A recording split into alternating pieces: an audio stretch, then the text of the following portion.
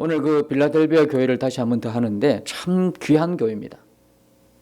뭐 7개 교회가 다 귀한데 그 중에 특별히 빌라델비아 교회가 책망이 없어요. 칭찬만 있어요. 어떻게 이런 교회가 있을 수 있어요? 네, 있을 수 있어요. 있잖아요. 책망이 없어요. 책망이 없고 예수님의 칭찬만 있는 교회. 우리는 어떻게 이럴 수 있을까가 아니라 이럴 수 있어야 되는 거거든요. 자, 그렇게 빌라델비아 교회가 예수님께 책망 없이 칭찬만 받은 이유가 있었단 말이에요. 이 안에 다 이렇게 확연하게 확 하고 드러나지 않지만 대충 읽으면 모르겠지만 내면에 있는 우리가 자세하게 들여다보면 정말 이 교회가 책망 없이 칭찬만 받는 이유가 있었구나. 그게 뭐냐면 이 교회는 작은 능력임에도 예수님을 뜨겁게 사랑한 교회였다라는 거거든요. 뜨겁게 사랑한 교회. 우리가 보는 거는 하나님 보는 거와 다르죠. 우리가 보는 거는 크고 웅장하고 또 수로 이야기하면 많고 뭐 찬양할 때 악기도 많고 찬양팀도 여러 개 있고 그죠? 사람도 많고 좋은 시설에 크고 웅장하고 화려하고 우아하고 이런 것들을 우리는 좋은 시각으로 바라보죠. 그러면 한편으로는 정말 보잘것없고 사람도 없고 시설도 없고 건물은 다 내려앉을 듯한 그렇고 뭐 볼 게 하나도 없어. 그러면 우리는 어떻게 봐요? 별 볼 일 없구나 라고 보는 거죠. 그런데 하나님은 우리와 다르다느냐. 하나님은 크고 작음을 보지 않으시는 거죠. 능력이 있고 없고를 보지 않으시고 수가 많고 적음을 보지 않으신다는 거거든요. 뭘 보셔요 하나님은? 하나님 뭘 보실까요? 우리가 하나님을 사랑하는가를 보시는 거죠. 하나님을 사랑하는가. 진짜로 하나님을 믿고 사랑하는지를 보시는 거예요. 우리는 이렇게 보면 몰라요. 이렇게 여러분이 앉아있지만 누가 진짜 아무도 모르는 일이거든요. 우리가 보는 거는 겨우 우리 눈으로만 해석될 수 있는 부분들. 우리가 볼 수 있는 우리 눈으로만 보는 거기까지가 제한되어 있지만 하나님은 우리와 다르다는 거예요. 왜? 실상을 본다 이 말이에요. 실상. 그의 내면 깊은 곳을 다 본다. 우리의 생각과 우리의 마음과 모든 걸 다 알고 보시고 있기 때문에 우리와는 다를 수밖에 없죠. 진짜 보기는 그렇게 별 볼 일 없이 보이지만 주님을 뜨겁게 사랑하는 마음이 가득한 사람을 주님은 놓치지 않고 그를 주목해 보시는 것이죠. 정말 그렇습니다. 그래서 우리가 뭐가 없다 핑계 댈 거 없어요. 우리는 능력도 적다, 뭐도 없다, 사람도 없다, 뭐 찬양팀도 없다, 뭐도 없다. 불평할 게 하나도 없어요. 하나님이 보는 건 그런 건 아니거든. 내가 있는 그 위치에서 얼마나 하나님의 이름을 존귀하게 높여드리느냐, 예배하느냐, 뜨겁게 사랑하느냐, 진짜 믿느냐, 이걸 하나님이 보신다 이 말이죠. 어떤 분이 이런 대답을 하는 걸 보면서 참으로 주님을 사랑하는 분이다라는 생각이 들었어요. 그 교회 조그만 교회를 방문하셨어요. 방문하셔서 그 목사님에게 질문을 하시는 거예요. 목사님의 목회 계획은 무엇입니까? 목사님의 목회 비전은 무엇입니까? 근데 그 목사님이 대뜸 나는 이런 사역도 하고 저런 사역도 하고 이렇게 쭉 이야기를 하셔야 될 텐데 조금 있다가 생각을 하면서 생각하시는 게 나는 없습니다. 그러더라는 거예요.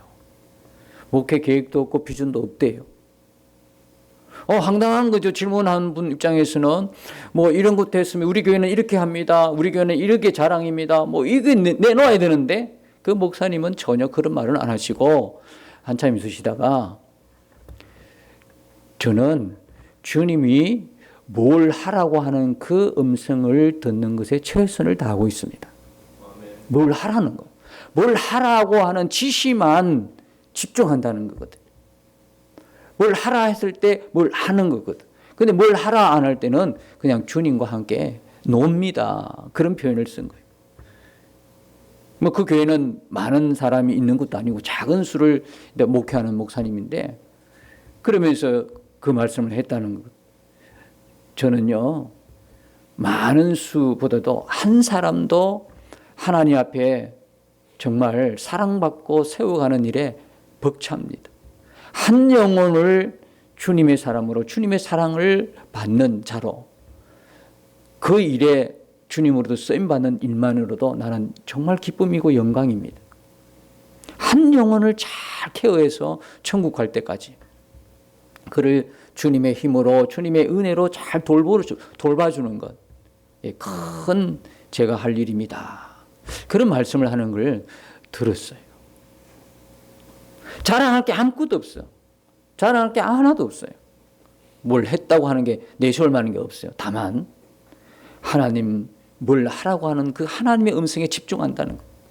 한 영혼을 위해서 주님이 주신 소명을, 주님이 주신 사명을 다 감당해낸다고 하는 그 목사님의 말씀에 일리가 있어요. 그 목사님이 뭐 게으르고 나태하고 부진하지 못하다 그 말이 아니고요. 주님을 사랑하고 주님께 집중하는 그 모습이 너무나 아름다워 보였다는 것이죠.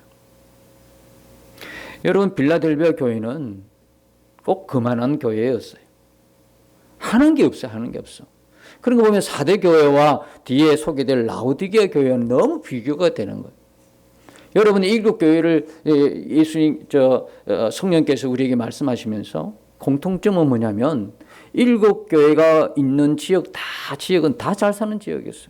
경제적으로 부유한 지역이었어요. 근데 경제적으로 부유하다 보니까 어떤 일이 벌어지겠습니까? 향락 문화가 발달하게 돼요. 오히려 예수 믿는 사람이 핍박받는 데는 조건이 딱 좋은 그런 지역들의 교회들이 있었다는 이야기죠.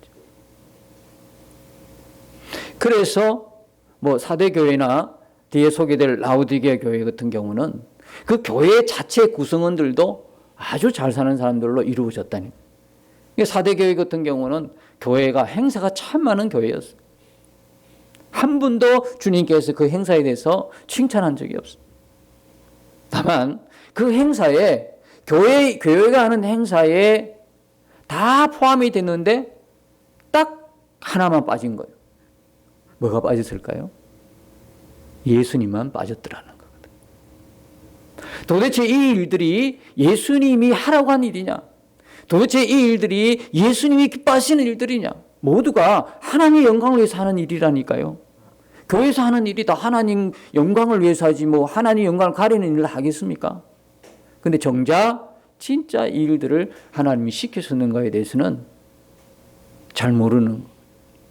우리는 어떤 일을 하기 전에 나중에 결과가 실패했더라도 우리는 가정 속에서 하나님의 뜻을 묻기를 절거히 기쁨으로 하나님 앞에 그 뜻을 묻는 자가 되어야 되는 것이죠. 우리는 자꾸 결과에만 집중하는, 결과도 물론 좋아야 되겠죠. 그러나 그 과정이 어때야 되는가? 일을 하기 전에 먼저 주님께 엎드리는 과정이 필요하다는 거죠. 주님께서 하라고 하신 일입니까? 그런데 이 4대 교회는 행사만 벌였지 예수님이 빠졌더라는 거거든요. 그래서 예수님이 책망하는 거예요. 내가 어떻게 받았으며 어떻게 들었는지 생각하고 지켜 회개하라는 거거든요. 도대체 너희가 받은 게 뭐냐? 내가 너희에게 준 게 뭐냐? 그걸 못 붙들고 계속 외부적인 그런 이름을 알리는데, 그리고 자기의 명예를 알리는데 집중했던 교회였다는 거죠. 또 라오디게아 교회는 보겠지만 그냥 스스로 예수님 없어도 충분히 잘 되어가는 교회였어요. 부유하고 부자고 부족함이 없다는 그런 교회였단 말이죠. 예수님만 빠져 있는 거예요. 그런데 오늘 보는 이 빌라델비아 교회는 예수님 없이는 한 발짝도 움직이지 못하는 교회였다는 거거든요. 모든 게 없는데 예수님만 있는 교회였다. 예수님만 사랑했던 교회가 바로 빌라델비아 교회였다는 것이죠. 이 교회를 예수님께서 책망 없이 칭찬만 했다는, 칭찬만. 우리는 이것을 오늘 주목해야 되는 거예요. 아니, 적은 능력이 지난주에 말씀드린 것처럼 자랑은 아니잖아요. 지금 예수님께서 칭찬하신 것은 이 교회가 작은 능력이기 때문에 칭찬한 게 아니었잖아요. 이 작은 능력이 문제가 아니라 예수님이 칭찬하신 그것은 무엇 때문이냐? 작은 능력을 가지고서도 8절에 보면 내 말을 지키며 내 이름을 배반하지 아니하였도다와 연관이 있으니까 칭찬하신 거잖아요. 예수님이 칭찬한 것은 능력이 크고 작음이 아니었어요. 뭐였어요? 내 말을 지키고 예수님의 이름을 배반하지 아니했기 때문에 칭찬한 거거든요. 여러분, 그러므로 우리가 뭘 가지고 덜 가지고 못 가지고 있고 없고를 떠나서요, 그게 아니에요. 내가 지금 예수님과 함께 동행하고 있는지, 예수의 말씀 앞에 순종하며 살고 있는지, 예수의 말씀대로 살고 있는지, 하나님의 말씀대로 지키고 살고 있는지, 그것이 우리가 우리 자신을 냉정하게 봐야 할 문제이겠죠. 자, 7절에 보면 이렇게 소개되고 있죠. 거룩하고 진실하사. 거룩하고 진실하신 분은 누구예요? 오직 하나님 외에는 없어요. 예수님이 누구라는 거죠? 하나님이시라는 걸 말씀하고 있는 거죠. 근데 그분이 뭘 가지고 있어요? 다윗의 열쇠를 가지신 여러분, 다윗의 열쇠, 여기 1장 18절에 보면, 계시록 1장 18절에 보면 또 뭐라고 이야기하냐면 사망과 음부의 열쇠를 가졌다. 예수님이 사망과 음부의 열쇠를 가지고 여기서는 다윗의 열쇠를 가졌다 이야기하는 거거든요. 무슨 이야기일까요, 이게?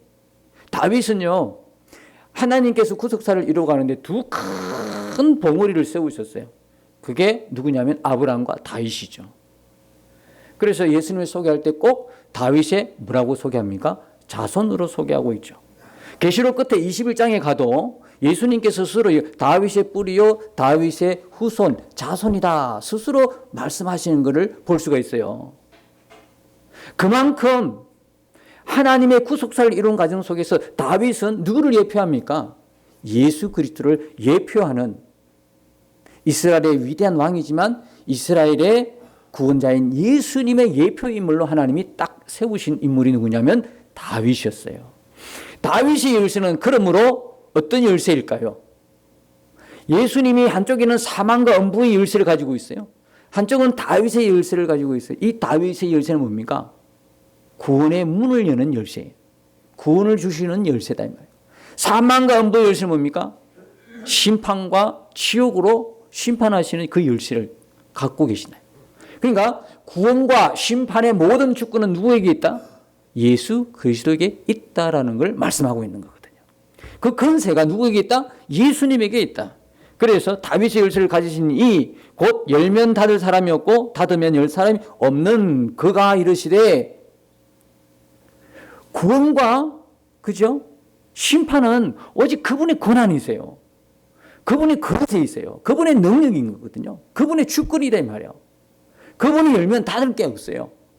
내가 한번 너를 구원하겠다면 못합니다라고 막을 사람이 없다는 이야기예요. 사람 중에는 아무도 없다는 거예요. 닫으면 열 사람이 없어.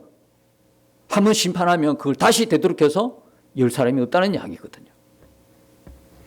8절에 보면 볼지어다 내가 내 앞에 열린 문을 두었으니 열쇠만 가지신 것이 아니라 빌라델비아 교회에서는 열린 문을 주신 걸 볼 수 있어요. 여러분, 이 열린 문이 어떤 문일까요? 빌라델비아 교회에게 열린 문을 주었어요. 이것은 뭐와 연관이 되어 있어요? 다윗의 열쇠와 연관이 되어 있는 문이에요. 그러면 이 문은 어떤 문이에요? 구원의 문이라는 거거든요. 자, 내 앞에 열린 문을 두었다. 능히 닫을 사람이 없으리라. 능히 닫을 사람이 없으리라. 무슨 이야기입니까? 빌라델비아 교회를 반드시 구원하는데 이 구원을 방해할 자가 없다는 이야기예요. 한번 너에게 구원을 주면 이 구원을 내가 지키겠다는 이야기거든요. 구원의 확신을 가지는 말씀이죠. 능히 닫을 사람이 없다. 내가 내 행위를 아노니 왜 하필이면 빌라델비아 교회에 이렇게 칭찬하실까? 열쇠도 가지시고 너 옆에 열린 문도 두고 닫힌 문이 아니요 열린 문을 두겠다 하고 왜 그럴까? 예수님께서 이들의 뭐를 아신 거예요? 행위를 아신 거예요. 내가 내 행위를 아노니 내가 작은 능력을 가지고서도 내 말을 지키며 내 이름을 배반하지 아니하였도다. 그렇게 칭찬하시는 거거든요. 여러분, 이 빌라델비아 교회는 말씀을 지킨 교회예요. 말씀대로 살기를 갈망했고 살았던 교회가 빌라델비아 교회였어요. 말씀을 지킨 교회. 여러분, 말씀을 지키기가 쉬워요, 어려워요? 지금 여러분 말씀대로 산다는 게 세상 같이 살면서 말씀대로 산다는 게 결코 쉬운 일이 아니죠. 우리가 세상 사람들하고 똑같이 살면요, 전혀 예수 믿는데 전혀 핍박 없어요. 제가 지난번에도 말씀드렸잖아요. 그냥 교회만 왔다 갔다 하고 마음으로만 예수 믿는 건 나만 알고 있다. 그러면 전혀 우리가 세상에 안 믿는 사람, 불신자와 사는데 저 지장이 없어요. 그들이 우리한테 핍박하는 것도 아니고 손해될 것도 하나도 없어요. 그런데 문제는 뭐예요? 내가 하나님 말씀대로 살려고 하면 문제가 생기는 거거든요. 그때부터 뭐가 들어와요? 핍박이 들어오기 시작하는 거거든요. 여러분, 이게 말씀을 지킨 교회인데요, 말씀을 지켰다고 하는 이야기는 뭐냐면 믿음을 지켰다는 이야기와 같은 거예요. 왜? 믿음은 언약의 말씀을 믿는 거잖아요. 말씀을 지켰다는 이야기는 무슨 이야기입니까? 믿음을 지켰다는 이야기거든. 그러니까 여러분이 진짜냐 가짜냐, 진짜 교회냐 가짜 교회냐, 진짜 성도냐 가짜 성도냐는 뭐예요? 여기에서 갈라지는 거거든요. 그냥 교회만 다니는 거는 교인이죠. 성도는요, 교회만 다니는 게 아니라 교회도 다니지만 하나님 말씀이 자기 삶의 기준이 되는 사람, 그 말씀대로 살아내는 사람, 그 사람이 성도란 말이에요. 그리스도인이란 말이에요. 그게 우리가 진짜인지 가짜인지를 확연하게 구분시켜 주는 거거든요. 여러분, 우리는 하나님 말씀이 내 삶의 기준이 되는 줄로 믿습니다. 하나님 말씀. 그 말씀대로 사는 게 기준이에요. 여러분이 하나님의 진리의 말씀을 받았기 때문에 환하게 눈이 열린 거예요. 세상 살아가면서 이거와 저거에 확 볼 수 있는 눈이 다 열려진 거예요. 그 말씀대로 진리대로 사는 것이 우리에게는 가장 행복한 인생이란 걸 너무나 잘 알고 있어요. 너무나 잘 알고 있어요. 그 말씀을 기준으로 살아내는, 하나님 말씀대로 믿음을 지키며 살아내는 사람이 성도라는 거예요.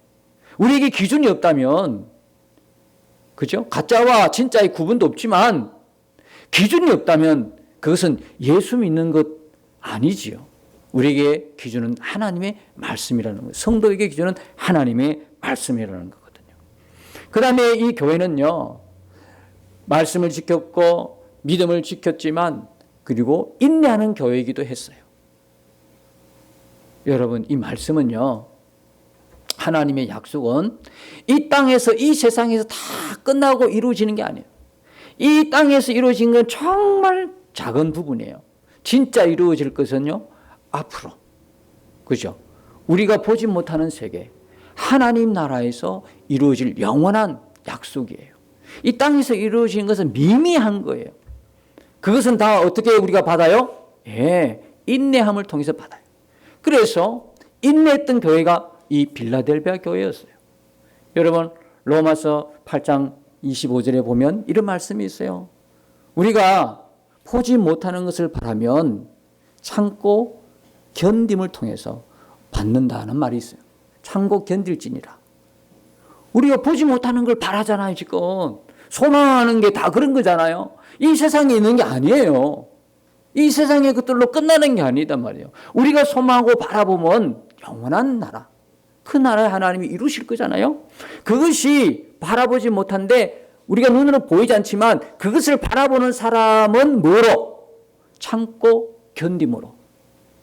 히브리서 10장 36절에 보니까 우리에게 인내가 필요한 이유는 뭐예요? 딱 이야기했잖아요. 너희가 하나님의 뜻을 행한 후에 약속한 것을 받기 위함이라. 하나님의 뜻을 행하고 난 이후에 하나님이 약속한 것, 그걸 받기 위해서 뭐가 필요하다? 인내가 필요한 거거든요. 우리가 이 땅의 성도들이 갖춰야 할 가장 중요한 부분이라고 할 수 있어요. 믿음과 함께 뭐가 필요해요? 인내. 믿음의 사람은 인내가 필요한 거죠. 여러분, 근데 그 인내라는 거는요, 누구나 할 수 있는 게, 말씀도 누구나 지키는 것도 아니고요, 믿음도 누구나 지키는 거 아니에요. 인내도 누구나 하는 게 아니단 말이에요. 인내는 누구만이 할 수 있을까요? 주님을 사랑하는 자만이 인내할 수 있어요. 여러분, 그렇지 않아요? 사랑하는 사람이 있어요. 사랑하는 사람. 사랑은요, 반드시 그게 참고 견디고 인내함이 들어가 있어요. 사랑하면 인내하게 돼 있어요. 사랑하면 뭡니까? 참을 수가 있어요. 사랑하면 견뎌낼 수가 있어요.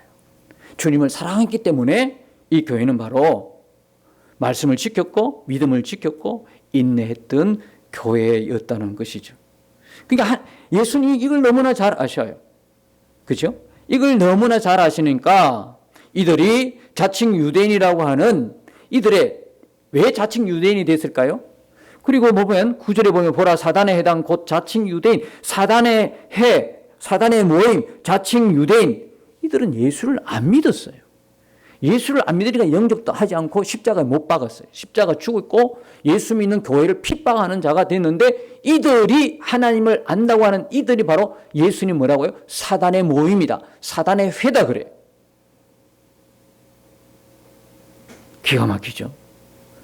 이들은 예수를 안 믿었어요. 그런데 이들이 하나님을 알고 있다고 하는 이들로 인해서 초대교회가 많은 핍박과 고난을 받게 되었다는 것이죠. 근데 예수님께서 뭐라고 약속합니까? 몇철 내게 주어 그들로 와서 내 발 앞에 절하게 하고 그들을 그렇게 핍박했던 그들을 오히려 예수님이 굴복시키겠다는 거거든요. 그리고 내가 너를 사랑하는 줄 알게 하리라. 여러분, 우리 교회뿐만 아니라 여러분 한 사람 한 사람에게 예수님이 뭐라고 말씀하셔요? 내가 너를 사랑하는 줄을 모든 사람에게 알리겠다. 사랑은 숨길 수가 없는 거거든. 사랑하는 사람 앞에 사랑은 숨길 수 없는 거거든요. 예수님이 꼭 이런 거예요. 예수님이 우리 교회와 우리 성도들에게 내가 너를 사랑하는 것을 모든 사람에게 알리겠다. 이만큼 황홀한 말씀이 어디 있어요? 이것만큼 감격스러운 말씀이 어디 있어요? 내가 너를 사랑, 이 사람은, 이 성도는, 이 교회는 내가 사랑하는 교회고 이 성도는 내가 사랑하는 성도야. 하시겠다는 거거든요. 알리겠다는 거거든요. 강구하겠다는 거거든. 너무너무 기가 막힌 은혜잖아요. 이걸 빌라델비아 교회에 주는 거 왜요? 왜 줬을까요? 예수님께서는 빌라델비아 교회가 예수님을 얼마나 사랑하는지를 알았기 때문에 그 작은 능력에도 그 작은 능력 탓하지 않고 나는 이거 없네 저거 없네 탓하지 않고 오직 뭐요? 예수님을 사랑했던 교회예요. 그걸 예수님이 너무나 잘 아니까 근데 이 말씀은 사도교회하고 너무 차이가 나는 라오디게아 교회하고도 너무 차이가 나는 말씀이에요. 빌라델비아 교회만 내가 너를 아는데 너의 사랑을 받다는 거. 나를 향한 그 사랑을 받. 우리가 오직 해야 할 거는요. 뭐 주님을 위해서 공적을 쌓고 주님을 위해서 많은 일을 하는 게 아니라 주님을 사랑하는 거예요. 사랑하는 거. 주님을 사랑하는 거예요. 제 기도는 두 가지예요. 하나는 주님을 사랑하는 거고 또 하나는 주님의 마음을 제게 부어주소서. 옛날 표현으로 좀 무식한 표현은 주의 마음을 제게 이식하여 주소서. 그 기도가 계속했던 기도. 주님의 마음을 알아야지. 주의 마음을 알고 주님을 사랑하는 거였어요.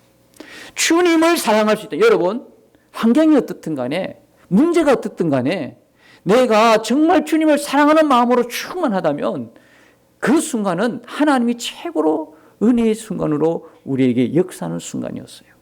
정말 주님이 우리 어떻게 주님을 사랑할 수 있어요? 우리 힘으로는 아니에요. 예수님이 그 사랑의 은혜를 우리에게 부어주시니까 주님을 사랑하게 된 거예요. 자, 10절에 보면 내가 나의 인내의 말씀을 지켰은즉 내가 또한 너를 지켜 시험의 때를 면하게 하리니 이는 장차 온 세상에 임하여 땅에 가는 자들을 시험할 때라 그래요. 내가 나의 인내의 말씀이라는 거예요. 인내의 말씀. 물론 말씀이에요. 이걸 보편적으로 보면 일반적으로 보면 말씀 자체가 인내를 요구하잖아요. 그렇죠? 약속이니까요. 우리가 그 약속을 기다림을 통해서 인내를 통해서 약속을 받는다 그랬으니까. 그러나 여기에 나의 인내의 말씀에 나의 인내. 이건 뭐를 말할까요? 나의 인내. 예수님께서 나의 인내의 말씀. 예수님이 인내하고 참고 이루신 말씀, 그게 뭘까요? 십자가의 복음을 이야기하고 있는 거예요. 십자가를 말하고 있는 거예요. 복음을 이야기하고 있는 거거든요. 이 복음을 지켰다는 거예요. 복음대로 살았다는 거예요. 복음을 믿고 복음대로 여러분, 지키는 데는요, 복음을 지키는 데 두 가지입니다. 하나는 내가 예수님을 믿어 영접하고 구원받는 것으로 지키는 것이고, 또 하나는 내가 나의 십자가를 지고 주님을 따름으로 지키는 거거든요. 이 두 가지를 지켰다라고 표현하는 거예요.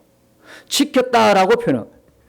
예수의 복음을 붙들고 구원받을 뿐만 아니라 자기 십자가를 지고 예수님을 따르기를 기쁨으로 따랐다는 거예요. 이 교회가.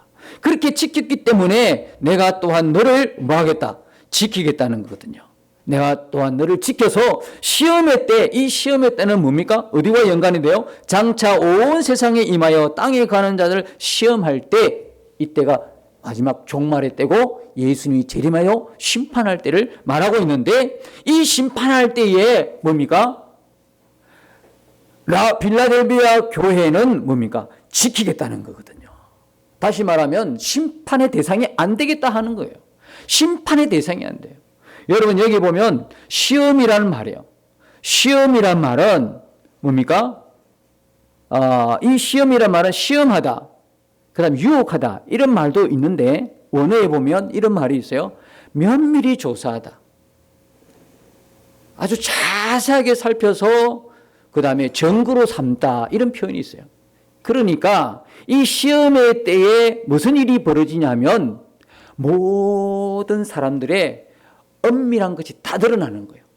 그때가 아주 면밀하게 조사가 다 돼가지고 모든 사람의 행위대로, 모든 사람의 엄밀한 모든 것이 주님 앞에, 주님의 심판 앞에 다 드러나는 거예요.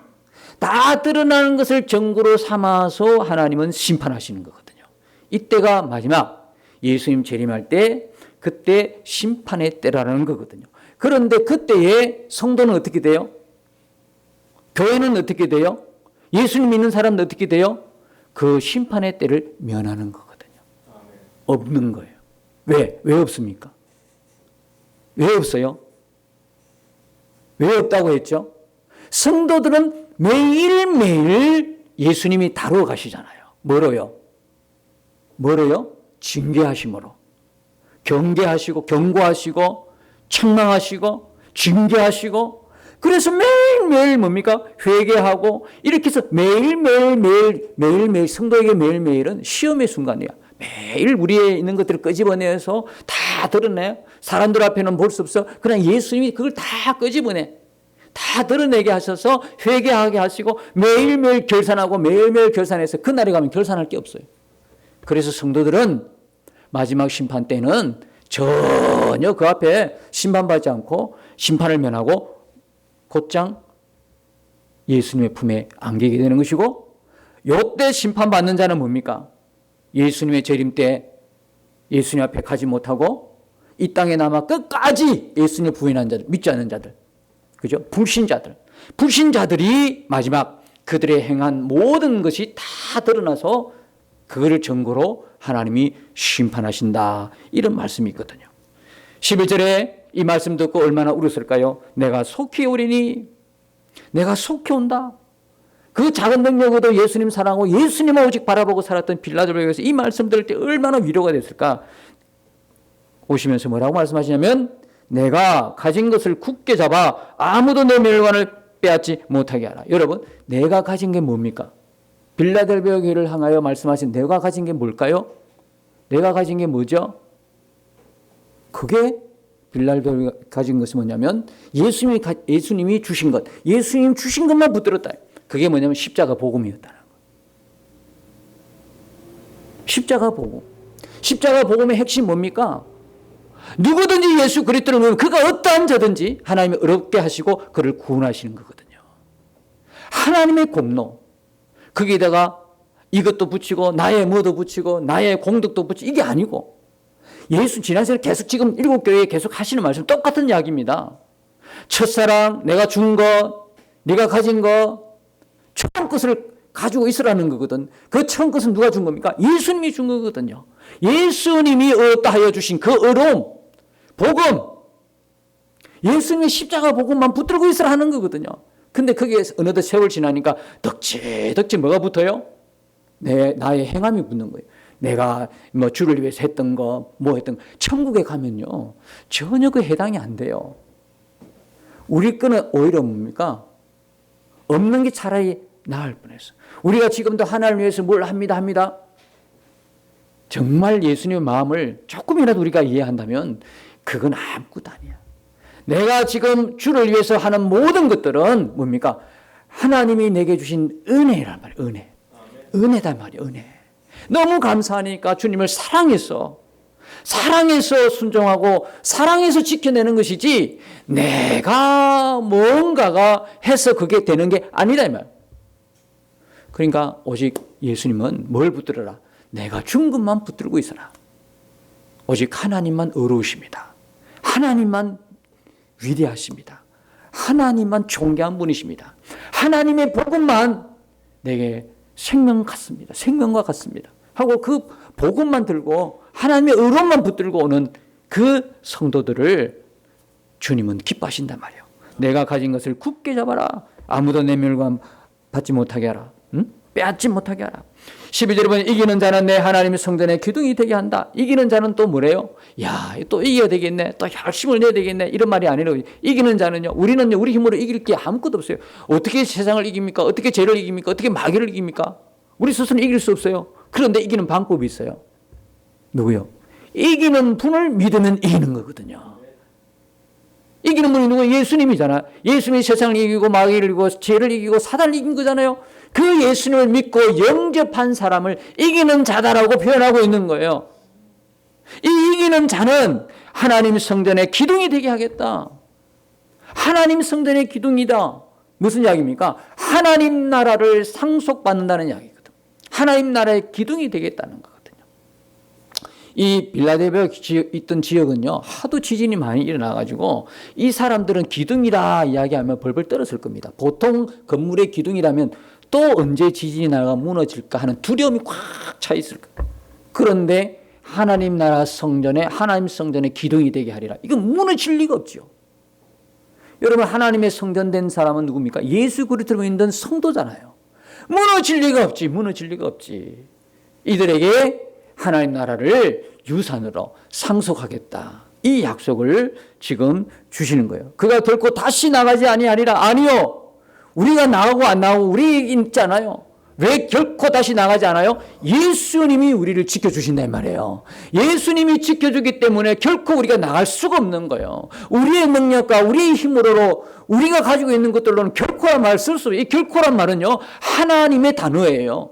내가 쓰는 게 아니라 하나님이 지켜주기 때문에 결코라는 단어를 쓸 수 있어요. 결코 나가지 않게 하겠다는 거거든요. 한 번 하나님이 예수 그리스도를 믿어 영접한 사람에게 주신 구원은 누가 지켜요? 내가 지키는 것이 아니라 하나님이 지켜주신다는 거거든요. 하나님이 지켜주시는 거예요. 내가 지키고 안 지키고 아니고, 내가 지켜서 구원을 얻는 게 아니고, 하나님이 이미 내게 구원 주신 그 구원을 끝까지 유지하고 지킬 수 있도록 누가요? 하나님이 역사한다는 거거든요. 여러분, 이걸 알면 어떻게 다시 절겁게 죄를 지을 수 있을까요? 이걸 알면 어떻게 하나님 한시라도 떠나 살려는 마음을 가질 수가 있을까요? 진짜 이걸 믿는다면, 진짜 이 은혜를 여러분이 안다 그러면 매일처럼 내게 엄습해오는 유혹과 미혹과 죄의 타락의 길로 우리를 이끌고 가는 어떤 사단의 어떤 흑암의 세력에 그 장난이 있다고 그래도 그게 어떻게 내가 빠져들겠어요? 예수 오직 붙들고 의지하는 분은 예수님. 그런 시험이 오고 그런 문제가 있을 때마다 더 강력하게 빌라델비아가 붙들은 분은 누구예요? 예수님을 붙들었단 말이에요. 예수님을 의지했단 말이에요. 예수님의 공로만 붙들었다는 거예요. 예수의 복음만 붙들었다는 거예요. 그래서 빌라델비아가 뭡니까? 칭찬만 받은 거예요. 이제 핵심을 아시겠습니까? 하나님께서 우리에게 요구하는 원하시는 핵심을 여러분 아시겠어요? 하나님을 위해서 많은 일들이 하는 것이 아니라 하나님만 의지하고 하나님만 사랑하기를 원하시는 거거든요. 내게 그 은혜를 주셨으니까 그때 내가 하나님 나라 영광을 위하여 쓰임 받는 거예요. 이 땅에서 남은 내 생애가 하나님의 사명을 달려가는 삶을 살 수 있도록 인도하시는 분이 누구냐면 하나님을 사랑하고 예수님을 사랑하는 그 성도에게 하나님이 그 은혜를 입혀 주신다는 이야기예요. 이들의 이마에는 이름이 적혀 있어요. 그 이름이 뭐냐면 여기 하나님의 이름, 그리고 하나님의 성 곧 하늘에서 내려오는 하늘에서 내 하나님께로 내려오는 새 예루살렘 이름, 그리고 나의 새 이름, 새 이름이 찍힙니다. 첫째는 이 이름이 찍혔다는 이야기는 뭡니까? 내 소유라는 뜻입니다. 여러분 어떤 걸 가질 때 여러분 이름 먼저 적죠. 뭘 사면 표시하잖아요. 그 표시는 내 거다라는 거죠. 하나님께서도 이름을 적어요. 성도들의 이마에는 세 가지 이름이 있어요. 하나님의 이름, 하나님의 소유라는 거거든요. 그 다음에 새 예루살렘의 이름. 이 새 예루살렘의 이름이라 하니까 무슨 뭐 건물, 새 예루살렘의 건물 같죠? 아니에요. 건물이 아니라 계시록 14장 1절에 보면 뭐예요? 이 신부를, 어린 양의 신부를 보여달라고 그러니까 그 시온산에 어린 양이 서 있고 14만 4천에 있는데 그 14만 4천에 이마에 보니까 다 하나님과 예수님의 이름이 다 새겨져 있더라는 거거든요. 계시록 끝장에 21장에 보니까 새 예루살렘에 내려오는데 그리스도의 신부를 보여달라, 어린 양의 신부를 보여달라 하니까 그때 보여준 게 뭐냐면 하늘에서 내려오는 새 예루살렘을 보여준 거예요. 그러니까 이 새 예루살렘은 건물이 아니라 누구예요? 그리스도, 어린 양의 그리스도의 신부를 말하는 거예요. 그 신부의 이름들이 기록이 돼요. 그 다음에 예수님의 새 이름이 기록. 예수님의 새 이름 왜 새 이름이라 그랬을까요? 예수님은 원래 가지고 있는 영원한 이름이 있어요. 근데 그분이 십자가 사역을 위해서 이 땅에 인간의 모양으로 내려오시죠. 인간의 모양으로 내려와서 누구의 이름을 갖습니까? 요셉과 마리아의 아들의 이름을 갖습니다. 임시적인 이름. 이 이름은 뭐냐? 십자가 사역을 이룰 때까지 이 땅에서의 이름이었습니다. 그리고 이분이 다시 성천하고 올라갔을 때는 그 영원한 이름이 한원이 되는 거예요. 그걸 새 이름이라 그래요. 그러니까 이마에 성도의 이름은 하나님의 이름과 새 예루살렘 이름과 예수님의 새 이름이 딱 하고 박혀 있는 거거든요. 그런데 불신자의 이마에는 뭐가 박혀 있어요? 불신자의 이름은요? 666표가 딱 찍히는 거거든요. 그 이마에 666표가 찍혀 있고 그 다음에 사단과 우상의 것이라고 하는 이름이 찍혀 있겠죠. 그래서 바로 예수님께서 이 예수님을 영접한 우리에게는 하나님의 성전의 기둥이 될 뿐만 아니라 어떻게 해요? 하나님의 이름, 예수님의 이름, 새 예루살렘의 이름, 예수님의 새 이름이 우리에게 다 박혀서 너는 내 것이다 하고 하나님이 확정해 주셨다라는 거죠. 여러분, 우리는 오늘 이 빌라델비아 교회를 보면서 우리가 작은 능력, 오히려 하나님은요, 능력이 크고 작으면 커도 괜찮고 작아도 아무 상관이 없어요. 왜? 하나님이 전지전능하신 분이니까. 하나님이 전지전능하시니까 오히려죠, 능력이 작으면 작을수록 하나님이 더욱 편하게 일하실 수 있어요. 물론 능력이 작은데도 하나님 말씀 안 듣고 불순종하고 사는 사람이 있는데 능력이 작으면 작을수록 하나님의 이르심이 더 분명히 나타날 수 있다는 말이에요. 그 작은 능력에도 오직 하나님만 주목하고 오직 예수님만 사랑하는 그런 교회일 것 같으면 하나님은 그 교회를 통해서 훨씬 많은 일들을 이루어 가신다는 거거든요. 그러니까 여러분, 우리가 해야 될 건 뭡니까? 오직 이 작은 능력에도 예수님만 의지하는 거거든. 예수님이 나의 생명이고 예수님만 의지합니다. 그리고 예수님만 사랑하는 거거든요. 우리 평생에 주님 만날 그날까지 우리가 해야 할 이 두 가지, 예수님만 의지합니다. 어떤 일이 있어도 예수님만 사랑합니다. 다른 것도 사랑하는 가운데 예수님을 사랑하는 것이 아니라 예수님만 사랑합니다. 이런 믿음의 사람들, 이런 고백을 날마다 주님께 기쁨으로 올려드리는 저와 여러분 되시기를 예수님 이름으로 축복합니다. 주와 함께 싸워 승리하리라. 날마다